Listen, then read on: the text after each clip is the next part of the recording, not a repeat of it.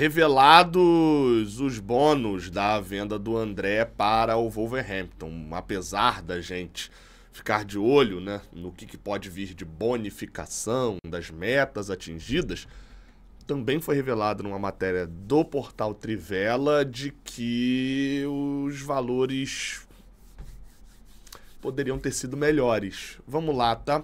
Te abre esse vídeo aqui falando já sobre isso. Matéria do Caio Blois lá na Trivela diz o seguinte, vou botar aí na tela para a gente ir acompanhando juntos essa matéria. Saiba como funciona o bônus que o Fluminense receberá por venda de André.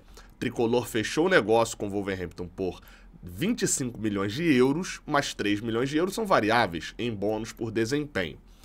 Vamos lá, tá passando aqui a matéria, você pode dar pausa aí para ler, ou pode acessar lá, claro, o Trivela também, para dar aquele view maroto também para a matéria, né? O Wolverhampton vai pagar esses bônus para o Fluminense anualmente. Segundo diz a matéria, esses 3 milhões de euros seriam 3 parcelas ao fim da temporada europeia, no caso do André estar em ao menos 70% dos jogos do Wolverhampton no ano. Então, se o André jogar 70% dos jogos do Wolverhampton até o final dessa temporada 24-25, o Fluminense recebe 1 milhão de euros em agosto de 2025. Se o André jogar 70% dos jogos do Wolverhampton na temporada 25-26, mais 1 milhão de euros em agosto de 2026. Jogou de 26 para 27, mais 1 milhão de euros. Então, o cenário atualmente é esse, tá? Esse é o cenário dos bônus. Particularmente, a única hipótese do André não aceitar, ou melhor dizendo, né, o André não cumprir esses bônus até 2027, seria no caso de duas coisas, uma muito boa, uma muito ruim. De uma lesão seríssima dele em alguma temporada, e aí ele ficaria fora, né, praticamente a temporada inteira, o Fluminense não receberia, e essa é a ruim, né, e uma boa, que é o fato dele ser vendido. E se ele for vendido, a gente tem direito a uma mais-valia, ele provavelmente sairia para um valor astroférico, né, estratosnômico, e aí, consequentemente, a gente também ganharia um valor, obviamente, maior do que esse 1 milhão de euros. Então, considero um bônus bom, porque ele é totalmente factível do André bater. Dito isso, no finalzinho da matéria aqui, vem uma informação muito importante, que é a diferença, ou as diferenças, entre a proposta do Fulham e a proposta do Wolverhampton. Vou ler aqui e fique tranquilo que depois eu vou explicar bem detalhadamente para você, até mesmo você que nem entende de nada, entender o que eu não gostei muito aqui. O Fulham, primeiro clube da Inglaterra a procurar o André. As sondagens começaram em 22, viraram proposta em 23, perdão pelo barulhinho aí do WhatsApp, as propostas viraram proposta em 2023, mas os valores nunca chegaram ao que o tricolor desejava. Isso daí, até agora, nada de novidade. Bem, uma diferença aqui, ó. A melhor proposta veio em 2024. Continua dizendo a matéria. O time do sul de Londres ofereceu 25 milhões de euros, sendo 3 milhões em bônus. O time do sul de Londres é o Fulham, tá? Como seria a proposta do Wolverhampton aceita pelo Fluminense? Ou seja, não teve aquela de o Fulham ofereceu um valor menor, o Fulham ofereceu era um bônus maior. Não. Era a mesma coisa, 25 milhões de euros, 3 milhões em bônus, igualzinho a proposta do Wolverhampton. Só que com uma diferença. 10 milhões de euros seriam pagos já na primeira parcela, em agosto de 2000. Diz aqui agosto de 2023. Eu acho que deve ser também agosto de 2024, né? Se ele está falando aqui, a melhor proposta veio em 2024, deve ter só um erro de digitação. Agosto de 2024. A questão é que, informado pelo staff de André que os ingleses ofereceriam mais, o Fluminense fez jogo duro e contrapropôs. Mas a pedida de 35 milhões de euros assustou o Fulham, que não chegou a aumentar o valor e saiu da negociação. O Wolverhampton, na última linha, a informação mais importante para mim. O Wolverhampton pagou 4,5 milhões de euros na primeira parcela. Serão 5 iguais que totalizam 22 milhões de euros fixos. Vou explicar agora o porquê que rolou aqui que me chama a atenção, então. Vamos lá. A proposta do Fulham é a seguinte: 25 milhões de euros. 3 de bônus, 22 fixos. Sendo que o Fulham pagaria 10 milhões de euros à vista. Pá, agora. Nessa parcela já em agosto. O Fluminense receberia neste ano cerca de 50 e poucos milhões de reais, já tirando os 10% ali que teria que repassar. Ou seja, entraria um bom dinheiro já no caixa nesse ano e o resto, lá os 12 milhões, seriam parcelados, né? Não diz na matéria. Segundo diz a matéria também, os 3 milhões de bônus do Fulham seriam um pouquinho mais complicados ali do que eram do Wolverhampton. Ou seja, o que aconteceu na negociação? O Fluminense achou que o Fulham pagaria mais, tinha essa informação do staff do André, só que fez uma pedida de 35 milhões de euros, o Fulham olhou e falou: pô, meu amigo, com essa proposta aqui que você me fez, eu nem fico no negócio. E tchau. Dava para aumentar o valor, mas o Fluminense cresceu o olho demais e não se aumentou o valor. Lembrando, o Fulham pagaria 10 à vista. A proposta do Wolverhampton era igualzinho, 25 milhões de euros, sendo que só 4,5 à vista. E aí isso entra numa conta que a venda do André vai entrar cerca de 28 milhões de reais nesse ano, sendo que o Fluminense recebe ali em torno de 25 milhões de reais só. E por que eu tô falando isso, que isso é importante demais, essa questão do André? Porque quando falaram lá atrás, até saiu matéria disso e vieram perguntar no jornal, eu falei: olha, isso não tá fazendo muito sentido, isso não faz muito sentido. Fluminense vende André por 22 milhões de euros, isso dá um total de 100 e tantos milhões de reais, e o Fluminense com isso dobrou a meta que o orçamento previa para esse ano. Olha só como o Fluminense está ótimo financeiramente, porque dobrou a meta. E não é assim que funciona. O orçamento previa 120 milhões de reais em vendas. Só que não era uma venda de 120 milhões de reais. O orçamento previa que entrar no caixa do Fluminense 120 milhões de reais em vendas. Não é quanto que por quanto o Fluminense vendeu, quantos negócios o Fluminense fez. É quanto entra no caixa do Fluminense. O André contribui, entre muitas aspas, obviamente, com o caixa de 2024, que se esperava 120 milhões, com cerca de 25. Óbvio, tem a do Alexandre, a gente não sabe quanto foi à vista, tem uma série de mecanismos de solidariedade, Matheus Martins, etc., que é bem possível que bata a meta, tá? É bem possível que bata a meta lá no final do ano dos 120 milhões de reais de arrecadação neste ano. Porque senão não faria sentido. Porque, vamos lá, a meta de arrecadação era 120 milhões de reais. Então, com o André dobrou, né? Foi para 200 e tanto, porque foi o quanto o Fluminense vendeu. O Fluminense projetava de compra de direitos com jogadores, de contratação de jogador, 7 milhões de reais de gastar.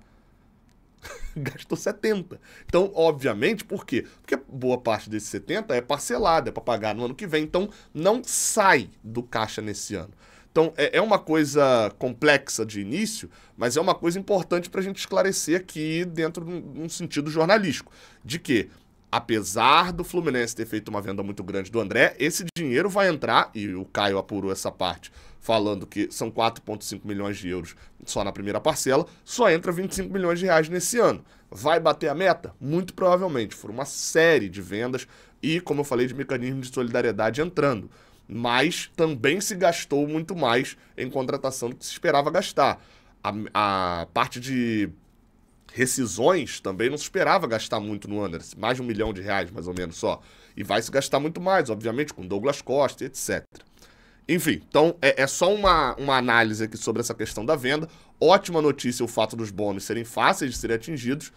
Uma notícia complicada porque é muito melhor o dinheiro entrar. Quanto mais rápido entra o dinheiro, né, melhor, já está na tua mão, já tem esse problema. Resta saber também se o Fluminense não fez uma prática que era muito comum e eu não sei se voltou a ser, que é: o Fluminense tem ainda parcelas a receber do Wolverhampton, vai num banco e fala: olha, eu tenho 17 milhões e meio para receber, me adianta 16, quando eu receber eu te pago. E aí você fica como se fosse um empréstimo com a garantia daquilo. Não sei se isso aconteceu. Vamos lá, cara, outra notícia eu falei aqui sobre Gabriel Pires, né? Por sinal, tá treinando o Gabriel Pires, tá? Me chamou até a atenção o nome dele por causa desse vídeo aí do Facundo Bernal, pô. Dá uma ligada aí, você que tá só ouvindo, dá uma sacada só na tela, porque o Fluminense postou na sua conta no Instagram um vídeo do Facundo Bernal dando uma sequência de chutes no ângulo, pô.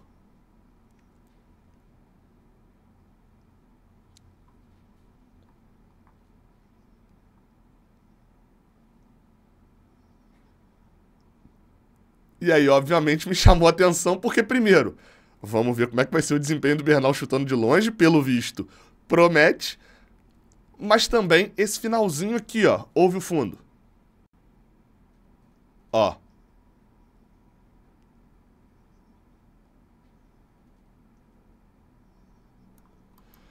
Esse Gabriel ou é o Gabriel Fuentes ou é o Gabriel Pires. Sendo o Gabriel Pires, dá pra esperar alguma coisa? Porque, assim, tecnicamente a gente não tem muitas críticas ao Gabriel Pires, né?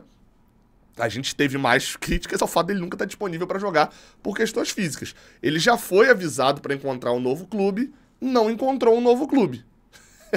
Esse é o cenário. Tá lá como funcionário, registrado no Fluminense, pode jogar se estiver fisicamente bem. Numa dessas, será que ele pinta? Agora, a respeito do Bernal, tá empolgando. Por último, cara, uma notícia que saiu no portal F5 lá da Folha de São Paulo. Perdão, no portal F5 não. Essa saiu no Estado de São Paulo, no jornal Estado de São Paulo. É que a Amazon Prime está interessada na compra de um dos pacotes da Liga Forte União, que é a liga que o Fluminense faz parte, pro ano que vem. No momento, a Liga Forte União tem o acordo fechado com a Record, um acordo muito bem encaminhado já com o YouTube para transmissões abertas, tá? Transmissões de graça via streaming, né, na internet e via televisão com a Record. E a Amazon Prime se encaixaria num... A comparação pra gente entender seria o tipo Sport TV. Seria o pacote fechado, mas que não tem todos os jogos, né? O Sport TV é um canal fechado, mas que não tem todos os jogos. Segundo diz a matéria, seriam 38 partidas por temporada. Ou seja, um jogo por rodada do Brasileirão estaria lá no Prime Video. Bem, segundo diz a matéria, diz que os valores somados da venda dos dois pacotes representariam uma receita anual superior a 750 milhões de reais na Série A para a Liga Forte União. É um valor, enfim, chamativo, né? Precisaria entender ele um pouco melhor nessa situação, como funcionaria essa questão dos direitos. E, claro, também o quanto que impacta a questão dos clubes que se tem na Série A. Lembrando, tá? Hoje, na Série A do Campeonato Brasileiro, a Liga Forte União tem Atlético Paranaense, Corinthians, Fluminense, Fortaleza, Internacional, Botafogo, Vasco e Cruzeiro. Além de outros clubes também ali, por exemplo, o Atlético Goianiense, hoje também pertence, tem alguns times que estão mais na parte de baixo. Até para completar logo, para dar todos os times, né, além dos que eu já falei, né? Atlético Paranaense, Atlético Goianiense, Botafogo, Corinthians, Criciúma, Cruzeiro, Cuiabá, Fortaleza, Fluminense, Internacional, Juventude e Vasco, com uma possibilidade grande de que caia Atlético Goianiense, caia o Cuiabá, esses dois muito, né, num cenário muito complexo, ainda tem Corinthians, o próprio Fluminense ainda está no contexto ali de brigar para não cair, Juventude e Criciúma já deram uma escapadinha um pouco acima, mas junto com o Atlético Paranaense também tem chances de queda, enquanto do pessoal da Libra, aparentemente o Grêmio deu uma escapada ali também considerável, Vitória é o time que está praticamente rebaixado, mas não deve cair outro. Então você vai ter ali um impacto também financeiramente. Como que você vende um pacote sem ter Fluminense e Corinthians, por exemplo, das duas maiores torcidas do pessoal da Liga Forte União? Então vai ter uma dificuldade ali também em relação a isso, lembrando que os direitos da Série B são vendidos também à parte, tá? Não tá nessa situação ali da Série A, não. Vamos aguardar para ver, vocês sabem, eu pesquiso bastante sobre o assunto, gosto de falar sobre o assunto. Esse é um vídeo de giro de notícias, não é um vídeo direto sobre o assunto, por isso eu não vou me alongar tanto aqui, só a informação.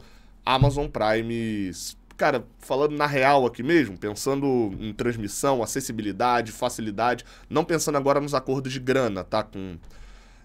Mas até com isso também a Amazon acho melhor, tá?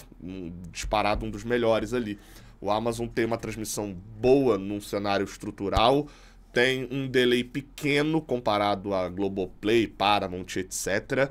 O delay da Amazon tá ali entre 10 e 12 segundos no máximo, então isso ajuda um pouco, né? Não é aqueles 30, 40. É ruim ainda, mas enfim. Tem grana, a Amazon bota uma grana ferrada na Copa do Brasil, tem estrutura já para transmitir. Quando transmite Copa do Brasil tem repórter local, tem coisa interessante, então... E é um streaming bem barato, né? Você tem ali as questões da Amazon e tal, 12, 13 reais ali, você já tá pagando o streaming. Então, acho que desse cenário completo dos streamings, o da Amazon é o que mais acho interessante ali na lógica. Enfim, mas vamos esperar, ver se a proposta se concretiza. Valores, ter noção de como é mesmo, como é a regrinha das escolhas, né? Enfim, vamos ficar de olho nisso. Não esquece de deixar um like aqui embaixo, de se inscrever aqui no canal. Tamo junto, até a próxima, valeu!